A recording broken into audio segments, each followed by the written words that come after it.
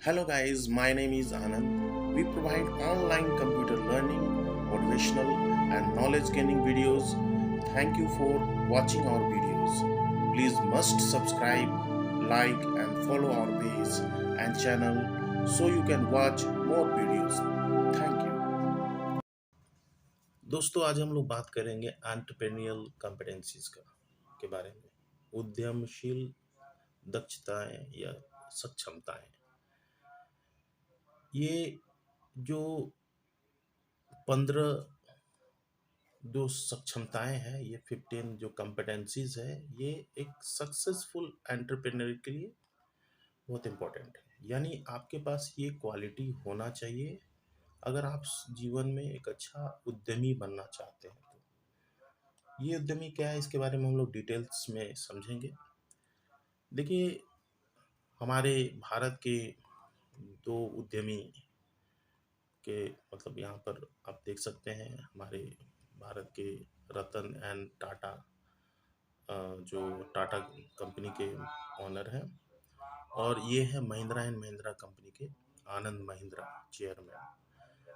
ये एक successful entrepreneur है और हम लोग आगे थोड़ा सा डिटेल में समझेंगे कि ये उद्यमशील व्यक्ति की जो सक्षमताएं हैं, एंटरप्रेन्योरियल कॉम्पिटेंसीज है, इसके बारे में समझेंगे। तो सबसे पहला है, यहाँ पर आप देख सकते हैं, आगे चलते हैं हम लोग। स्वप्रेरणा। स्वप्रेरणा क्या है? पहल। यानी कि कोई भी व्यक्ति उद्यमी बनना चाहता है, एक अच्छा बिजनेसमैन बनना चाहता है, तो उसके लिए सबसे पहले उसको जो भी बिजनेस स्टार्ट करना है, उसके लिए स्टार्ट करना ही मेन चीज होता है। यानी लोग स्टार्ट ही नहीं कर पाते हैं, और आप इनिशिएटिव लेकर के खुद को प्रेरित करके पहल कर दीजिएगा तो सबसे बड़ा चीज है। उसके बाद पता चलेगा क्या करना है। आपने पहल ही नहीं किया, इनिशिएटिव नहीं लिया, खुद को प्रेरित नहीं किया, तो आप समझ ही नहीं पाएंगे कि आगे क्या करना है। तो सबसे पहला चीज होता है इनिशिएटिव, पहल, और वो आपके खुद के प्रेरित से यानी स्व प्रेरणा से आता है। तो ये आपका है पहला चीज, जो कि जनरली लोग रिस्क लेना नहीं चाहते हैं, स्टार्ट करना नहीं चाहते हैं, सोचते रह जाते हैं। तो आप इनिशिएटिव लीजिएगा तो आपको पता चलेगा कि आगे क्या करना है। अगर जैसे कि आपने स्टार्ट कर दिया, पहल कर दिया है, तो आपको अपने आसपास उस बिजनेस से रिलेटेड जितने भी अपॉर्चुनिटी है उसको देखना होगा, उसको पहचानना होगा और उनको प्रयोग करना पड़ेगा। सबसे पहले आप जान लीजिए कि आप में क्या क्या काबिलियत है। जो काबिलियत में थोड़ा सा कमी है तो उसको ठीक कर सकते हैं। बहुत सारा चीज़ है जो कि हमको सीखना पड़ेगा। तो ये आपका जो है, अपने आसपास के अवसर को पहचानना और फिर उसका प्रयोग कर देना, ये आपका एक अच्छा अपॉर्चुनिटी। ये जनरली क्या होता है कि लोग पहल कर देते हैं और आसपास जो अपॉर्चुनिटी उनके सामने से गुजर भी जाता है तो ध्यान नहीं देते हैं। तो आप पहचानिए आपके आसपास या कहीं भी आप अपॉर्चुनिटी है उसको पता कीजिए और फिर उसको पहचान करके फिर उसका प्रयोग कीजिए। सिंपल सा बात है। उसके बाद तीसरा है परसिस्टेंस, दृढ़ता से संपादित करता है। यानी आपने पहल कर दिया है, आसपास के अवसर को पहचान लिया है, प्रयोग कर दिया है, तो अब पीछे नहीं हटने वाला चीज होना चाहिए, यानी दृढ़ता से संपादित करना। जैसे हम लोग कविता में पढ़ते थे, खड़ा हिमालय बता रहा है डरो ना आंधी पानी से, डटे रहो तुम अविचल होकर हर संकट तूफानों से। यानी हमें एक हिमालय की तरह डटे रहना है, पीछे नहीं हटना है। हम सीखना है, ठीक है, हम स्टार्ट किए हैं, कुछ ना कुछ गलतियां होगी तो सीखिए, उसको ठीक कीजिए, पीछे नहीं हटिए, छोड़ नहीं दीजिए। वही बोलते हैं दृढ़ता से संपादित करना। तीसरा, चौथा है हमारा सूचनाओं खोजना। जब आपने मजबूती के साथ दृढ़ता से संपादित कर दिया है तो अब आपको सारी जानकारियां जो आपके उद्योग से रिलेटेड है उसको खोजना, उसको एक लिख लेना जिससे आपको याद रहे। उसको और बेहतर करने के लिए क्या क्या है, आप सोशल मीडिया का यूज कीजिए, इंटरनेट का यूज कीजिए, वैसे जगह पर जाके मिलिए जो उस तरह का काम करते हैं, उनसे जानकारी लीजिए। बहुत सारा चीज़ है, बहुत जगह से आप जानकारी और नया-नया तरीका, कुछ शोध कीजिए, शोध करके नया-नया चीज़ खोजिए, आप सीखिए, समझिए, तो आपको बहुत सारा जानकारी मिलेगा और सारी जानकारी को लिख लीजिए और फिर उस जानकारी को यूज़ कर सकते हैं आप, अपने बिज़नेस को आगे बढ़ाने में।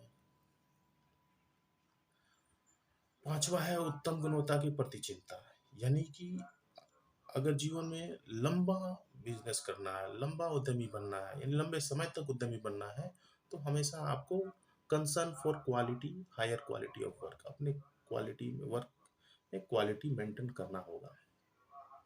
जनरली लोग क्या होता है कि ये थोड़ा सा पैसा आने लगता है, तो ज़्यादा पैसा कमाने के लिए वो कुछ कुछ क्वालिटी में कम कर देते हैं, जिससे उनके पास ज़्यादा पैसा, लेकिन वो ज़्यादा पैसा कुछ दिनों के लिए रहता है। ठीक है, आप थोड़ा कम पैसा आएगा, कोई दिक्कत नहीं है, लेकिन क्वालिटी को मेंटेन कीजिएगा तो कस्टमर बढ़ेगा।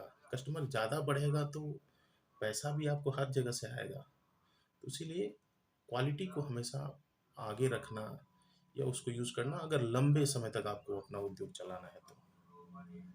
और कुछ दिनों के लिए चलाना है तो आप गलत करिएगा तो कुछ दिनों बाद अब सारे लोग जान जाएंगे कि आपका क्वालिटी अच्छा नहीं है, तो आपका उद्योग अच्छा नहीं चलेगा। लंबे समय के लिए करना है तो आपको क्वालिटी में ध्यान रखना, अपने काम के भी क्वालिटी में, अपने प्रोडक्ट्स के भी क्वालिटी में और सर्विस के भी क्वालिटी में।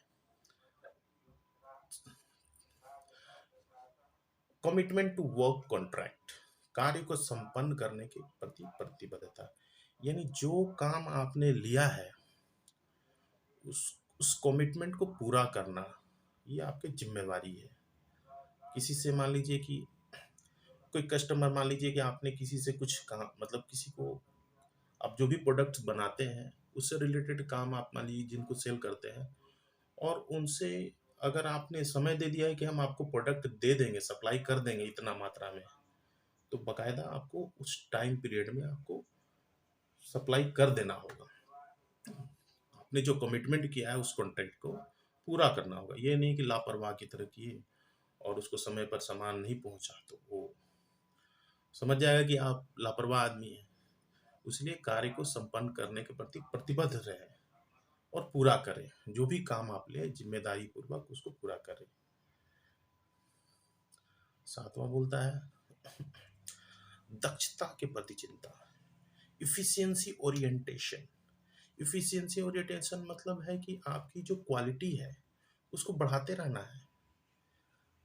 आप बहुत अच्छे हैं, नहीं चलेगा, और बढ़ा कोशिश करते रहना, आप हमेशा अच्छे अच्छे और नॉलेज, हर जगह से नॉलेज गेन करते रहिए। आप उसको थोड़ा सा स्टोरी हम बताते हैं। अ, अश्वत्थामा अश्वत्थामा द्रोणाचार्य से पूछते हैं कि आप अर्जुन को सारा विद्या सिखाते, मुझे नहीं सिखाते वो सारा चीज़। तो द्रोणाचार्य बोले कि ऐसा नहीं है, तुम आओ, कल प्रतियोगिता है, वहाँ देख लेना, वहीं तुम समझाएंगे तुमको। प्रतियोगिता में वही पेड़ पर चिड़िया रहती है और सारे उनके जो शिष्य रहते हैं वो बारी बारी से बोला जाता है सबको अपना निशाना साधने के लिए। सबकी बारी आती है।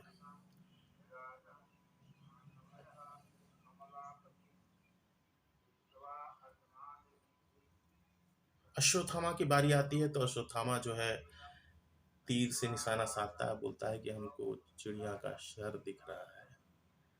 बोले ठीक है। फिर अर्जुन का बारी आता है। अर्जुन से पूछते हैं कि निशाना साधो।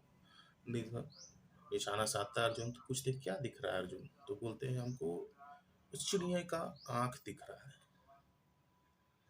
तो उसके बाद द्रोणाचार्य अश्वत्थामा को साइड में बुला करके बोलते हैं देखो, हमने तो बराबर सामान्य रूप से सभी को सिखाया है, लेकिन भीम को भी हमने सेम सामान्य तरीके से सिखाया है, बराबर तरीके से, लेकिन उसने भीम को गदा पसंद है, नकुल सहदेव को भाला पसंद है। तो सबको अपना अपना पसंद है, यानी कि उसने तीर धनुष को नहीं पकड़ा, उसको ज्यादा पकड़ा। और और उसी तरह से हम तुमको भी उसी तरह बराबर में सिखाए हैं, लेकिन तुमने बताया कि पूरा सर दिख रहा है उसको, और अर्जुन ने बताया कि हमको एकदम उसके सटीक निशाना दिख रहा है, आंख दिख रहा है। तो ये अंतर है। और अर्जुन को इतना ही नहीं, अर्जुन तो वो चीज करके दिखाता है जो हमने उसको सिखाया नहीं। वो कैसे हुआ? वो उसके अभ्यास और प्रयास से हुआ। उसने कुछ न कुछ रिसर्च करते रहा, जाके अपना प्रैक्टिस करते रहा और कुछ न कुछ नया चीज़ भी आविष्कार करके मेरे पास बताया, और हमारे पास कुछ रहने भी नहीं देता। हमारे पास आकर के पूछता है कि सर ये भी बता दीजिए, ये भी बता दीजिए, और पूछता है तब तो किसी को मना नहीं कर सकते हैं। और इसके अलावा वो जितना हम बताए हैं वो तो उसने लिया ही है। इसके अलावा कुछ तो ऐसी चीज़ वो हमने देखा है जो हमने उसे सिखाया नहीं है, उसने खुद अपने अभ्यास और प्रयास से। इसी तरह से उद्यम आप उद्यमी बनते हैं तो अपनी दक्षता के यानी अपनी क्वालिटी को हमेशा बढ़ाते रहिए, नया नया सीखते रहिए। यही होता है एफिशिएंसी ओरिएंटेशन। 8वां नंबर सिस्टमैटिक प्लानिंग, यानी जो भी उद्योग आप स्टार्ट कीजिए उसको पहले आप स्टार्ट करने से पहले प्लानिंग कर लीजिए कि कितना रुपए का हमारा बजट है, क्या क्या चीज़ हम उसमें लेंगे, और हम प्रोडक्शन जब कर स्टार्ट कर देंगे तो हमारा जो बिक्री होगा उससे हमको पहला महीना कितना पैसा, तो हम प्रोजेक्ट रिपोर्ट बना सकते हैं इसके लिए। सिस्टमेटिक प्लानिंग का सबसे अच्छा एग्जांपल है प्रोजेक्ट रिपोर्ट। प्रोजेक्ट रिपोर्ट बना लीजिए। प्रोजेक्ट रिपोर्ट में आप सारा चीज़ लिख लीजिए, कितना का बजट है, कितना रुपये कहाँ कहाँ खर्च करेंगे, और खर्च करेंगे तो जो प्रोडक्शन होगा वो कितने रेट में बिक्री होगा तो कितना पैसा आएगा। ठीक है, तो हमारा बिजनेस स्टार्ट करने से पहले ही पहला प्रॉफिट के बारे में पता चल जाएगा प्रोजेक्ट रिपोर्ट से। तो इस तरह से हम सिस्टमेटिक प्लानिंग कर सकते हैं, और भी बहुत सारा चीज़ें सिस्टमेटिक प्लानिंग में जो कि हम लोग आगे अपने बिजनेस के लिए यूज कर सकते हैं। समस्याओं का समाधान, जब आप ये सारा चीज करते रहिएगा तो अपने उद्योग को आगे बढ़ाने के लिए, अपने उद्यम को आगे बढ़ाने के लिए जब आगे आगे बढ़ते रहेगा तो आपको बहुत सारी समस्याएं आएंगी, और समस्याओं को दूर भी आप ही को करना है। समस्याओं को दूर करने के लिए सबसे पहले आप समस्या को पहचानिए और लिख लीजिए कि ये समस्या, ये समस्या, ये समस्या है। और उसको दूर करने के लिए आप पता कर लीजिए, या आप अपने तरफ से भी सोच लीजिए और पता भी कर लीजिए कि इसमें जो प्रॉब्लम है इसको सॉल्व करने के लिए क्या क्या हमको तरीका, उस तरीके को लिख लीजिए, पता कर लीजिए, देख लीजिए, घूम लीजिए हर जगह से पता करके, और उस तरीके को पता लिख लीजिए जो जिससे वो समस्या को दूर किया जाए। अब उसमें से जो आपको सबसे अच्छा तरीका लगे उस समस्या को दूर करने के लिए आप उसको यूज कीजिए। देखिए होता है, नहीं होता तो दूसरा को यूज कीजिए, इससे आपको सीखने को मिलेगा। क्यों इस तरह का समस्या आता है, तो इनसे आप सीख जाइएगा। तो आप कोई नए व्यक्ति नया भी अगर कोई आपसे आके पूछेगा कि इस तरह का समस्या है तो आप उसको बताइए, क्योंकि आपने खुद करके देखा है। आपको समस्या आया और आपने उसको दूर किया। जो अच्छा आप जो आप लिखे हैं कौन कौन सा तरीका से वो सही होगा, उस तरीकों का आप यूटिलाइज कर करके आपने चेक किया, और जो अच्छा तरीका था उसको यूटिलाइज किया और बिजनेस को आगे बढ़ाया।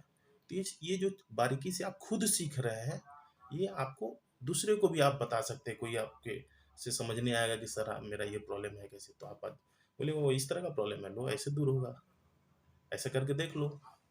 तो इस तरह से आप खुद एक अच्छा उद्यमी प्लस नॉलेजेबल भी हो जाएंगे। आत्मविश्वास, आत्मविश्वास बहुत बड़ा एक स्किल्स है, जो कि इसमें करना क्या रहता है कि आपको खुद पे भरोसा करना रहता है। हम तो बात करते हैं, अगर मान लीजिए हम बात करते हैं उस पे भरोसा नहीं है, उस पे भरोसा नहीं है, बोलते हैं ना, उस व्यक्ति पे भरोसा नहीं है। लेकिन अगर बात आए कि क्या आपको खुद पे भरोसा है, तो आप थोड़ा सा रुक जाइएगा, या तो बोल दीजिएगा कि हाँ है। तो आत्मविश्वास मतलब खुद पे भरोसा ही होता है, और अगर खुद पे भरोसा है तो आप कोई भी काम कर सकते हैं। जैसे कि मान लीजिए कि आपको खुद पे भरोसा है, कर सकते हैं, और कोई चीज़ नहीं जानते हैं लेकिन खुद पे भरोसा है कर सकते हैं, तो आप उसको सीखिएगा, उसको समझिएगा उसको, क्योंकि आपको भरोसा है कि हम सीख करके ही करेंगे उसको। तो आप अपने उद्योग में भी बहुत तरह का जो प्रॉब्लम भी आएगा तो आप अपने आप आत्मविश्वास से आप उसको, और आपको कोई गिराना भी चाहेगा तो अपने आत्मविश्वास से आप गिरने नहीं दीजिएगा।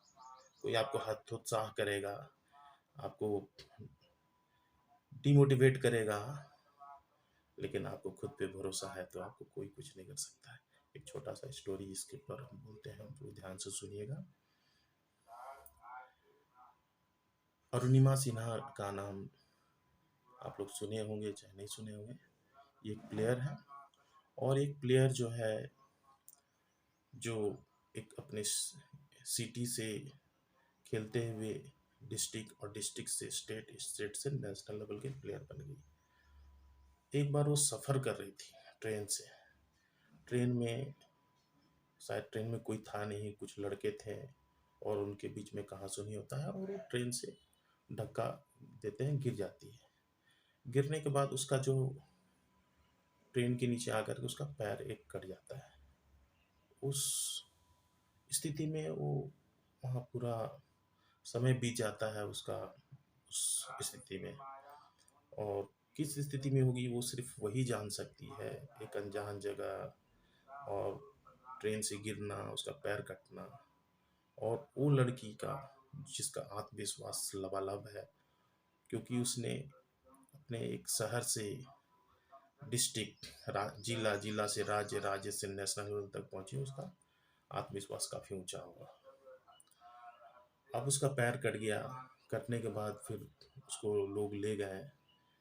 अब तो अगर जनरली माना जाए तो वैसे लोग, बहुत सारे लोगों का क्या है कि पैर कटने के बाद वो तो सारा चीज़ छोड़ देगा, बोलेगा मेरा तो पैर कट गया। लेकिन अरुणिमा सिन्हा एक ऐसी शख्स जिसने हार नहीं मानी, और उसने अपने खुद से ये किया कि हम जो एवरेस्ट है, माउंट एवरेस्ट है, हाईएस्ट पीक है भारत में या भारत के बाहर, उस पे हम चढ़ेंगे। उसके लिए उसने बकायदा ट्रेनिंग लिया, और उसने रुका नहीं। माउंट एवरेस्ट पर फतह हासिल करने के बाद वो विश्व के अलग अलग जितने भी हाईएस्ट पीक है उस पे अपना नाम दर्ज किया, बहुत सारे उसको अवार्ड्स मिले। तो ये होता है आत्मविश्वास, किसी भी परिस्थिति में पीछे नहीं हटना, क्योंकि खुद पे भरोसा है कि हम कर लेंगे। ये बहुत बड़ा चीज़ है, इसको ध्यान दीजिएगा। स्पष्टवादिता, असर्टिवनेस। असर्टिवनेस मतलब होता है मुखरता, यानी जो भी बोलना है क्लियर कट बोलना है। अब जैसे जनरली देखा जाए तो लोग अपने प्रोडक्ट्स को बेचने के लिए झूठ सच भी बोल देते हैं कस्टमर से, है ना? तो उसमें क्या होता है कि झूठ सच बोलने से क्या होता है कि लॉन्ग टर्म बिजनेस नहीं रहता है, शॉर्ट टर्म हो जाता है, क्योंकि धीरे धीरे, क्योंकि आप सिर्फ झूठ बोल रहे हैं, है ना, और काम सामान उसको ठीक नहीं दे रहे हैं उसको। लेकिन आप अगर मुखर हैं, ये स्पष्टवादिता है, तो आप जो भी दीजिएगा, आप बोलिएगा कि मेरा क्वालिटी यही है और ये रेट है, उसके स्पष्ट। उधारी जो है, मान लीजिए बहुत लोग जो है उधारी करके, तो आप उससे लोगों को स्पष्ट बोल दीजिएगा कि भाई हम उधारी नहीं देंगे, क्योंकि आप जानते हैं कि वैसे लोग भी हैं जो उधारी लेने के बाद सही पे समय पे नहीं चुकाते हैं। ये होता है स्पष्टवादिता, क्लियर कट। यकीन दिलाना। देखिए, यकीन दिलाना क्या होता है कि आपका एक्टिविटी, आपकी जो एक्टिविटी है उद्योग में, उद्यमी आप हैं, और आपका जो एक्टिविटी है उद्योग के अंदर में, वो ऐसा रहना चाहिए कि लोग आप पर यकीन करें। लोगों को अपने पर्सनालिटी से यकीन दिलाना, अपनी कम्युनिकेशन से, बातचीत से यकीन दिलाना, अपने प्रोडक्ट से यकीन दिलाना, कि लोग अपने सर्विस से यकीन दिलाना, कि लोग जा करके बोले कि नहीं वो व्यक्ति देखो ऐसा है, उसको उस पर भरोसा कर सकते हो तुम। तो यही यकीन दिलाने का क्वालिटी भी एक बहुत ज़रूरी है, लोग आप पे यकीन करें। और जो व्यक्ति आप पर यकीन करेगा वो आपसे सामान ले लेगा, आप खराब भी दीजिएगा तो, लेकिन खराब दीजिएगा तो लॉन्ग टर्म नहीं रहेगा, स्पष्टवादिता नहीं रहेगा। तो ये सब चीज़ आपके अंदर होना चाहिए, 12 क्वालिटी। अब 13वां 13th, प्रभाव डालना। आपका क्वालिटी ऐसा होना चाहिए कि लोग आपसे प्रभावित हो, यानी आपकी क्वालिटी, आपके व्यवहार, है ना, ये सारे में ऐसे हो कि लोग दूर दूर तक प्रभावित हो, यानी आपका दूर दूर तक फैलाव हो जाए, आपके उद्योग का, आपके उद्यम का, आपके प्रोडक्ट का, आपके बातचीत का प्रभाव लोगों पे पड़े। तब तो लोग आप पे प्रभावित होकर के आके बोलेंगे, और लोग आपसे अगर प्रभावित हुए तो समझ लीजिए कि वो दूर दूर तक जा करके बताएंगे, क्योंकि वो उसको आपने प्रभावित किया है। आपने यूज ऑफ इन्फ्लुएंसिंग स्ट्रेटेजीज, आपने प्रभावित करने के वाली रणनीति का उपयोग किया है। अच्छा है, लेकिन ये ईमानदारी से होना चाहिए, क्योंकि लोग गलत प्रभावित करते हैं, मान लीजिए प्रभावित कर लेते हैं और काम गलत करते हैं, तो उनका ज़्यादा दिन तक नहीं चलता है।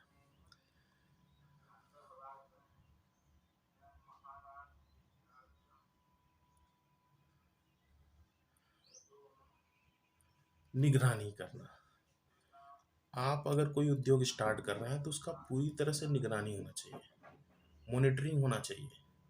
आप हर एक चीज़ को, एक पैसे का भी एंट्री आप करिए, लिख के रखिए हिसाब किताब।